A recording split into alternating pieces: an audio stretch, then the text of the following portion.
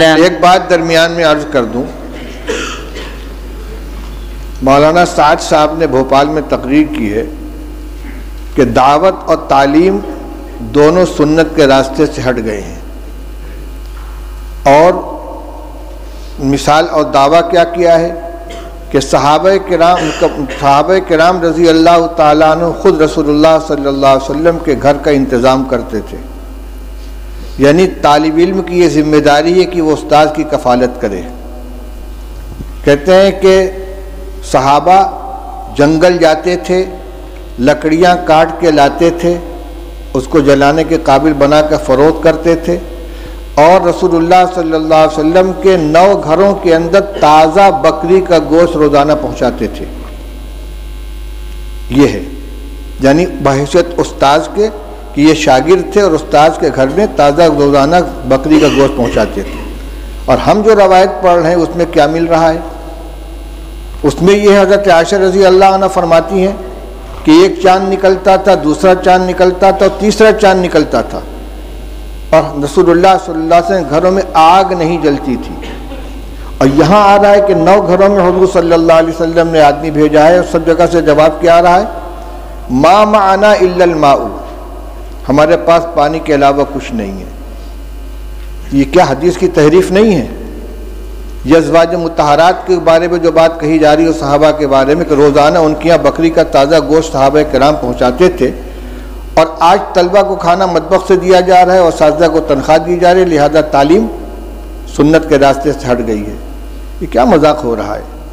یہ جتنے مدارس چل رہے ہیں، جتنے اکابر نے مدارس قائم کیے ہیں، تعلیم گاہوں کا انتظام کیا ہے، اصحاب صفہ نہیں تھے جن کے لیے صحابہ کرام رضی اللہ تعالیٰ عنہ لا کے انگور کے خوشے لٹکا دیا کرتے تھے، اور انگور اور کھجور کے خوشے لٹکا دیا کرتے تھے، اور ان کو اسی سے کھانا دیا جاتا تھا۔ وہ روایت نہیں آئی کہ رسول اللہ صلی اللہ علیہ وسلم مہمانوں کو حوالے کرتے تھے کہ بھئی اتنے کو کون کھلائے گا، جس کے گھر میں 2 آدمی کا کھانا اور تیسرے کو کھلائے، جس کے یہاں 4 وہ 5ویں کو کھلائے۔ صدیق اکبر اتنے آدمی کو لے کر گئے، فلاں اتنے آدمی کو لے کر گئے۔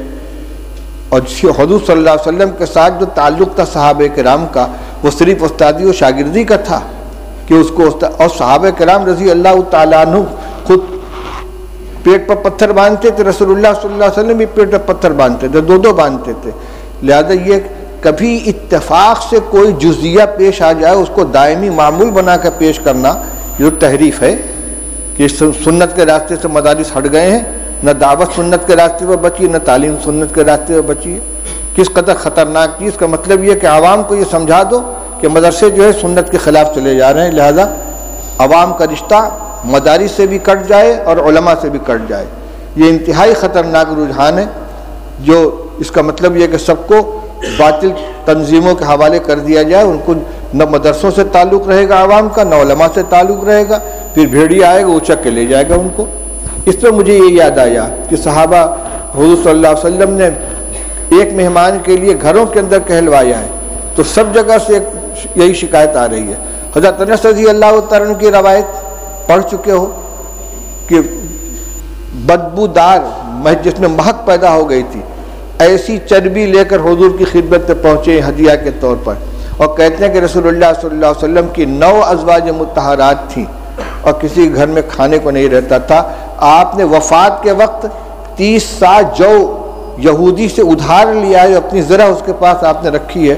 کس زمانے میں یہ گوشت دیا جاتا تھا بھائی کہ وفات کے وقت حضرت عائشہ حضرت رسول کریم صلی اللہ علیہ وسلم مقروض تھے یہودی کے، اور غلہ تھا۔ حضرت عائشہ رضی اللہ عنہ کی روایت پڑھ چکے ہو کہ آدھا وسق جو تھا میرے پاس، رف پہ رکھا ہوا تھا، اس میں سے میں کھایا کرتی تھی، ایک دفعہ تول دیا تو سب ختم ہو گیا۔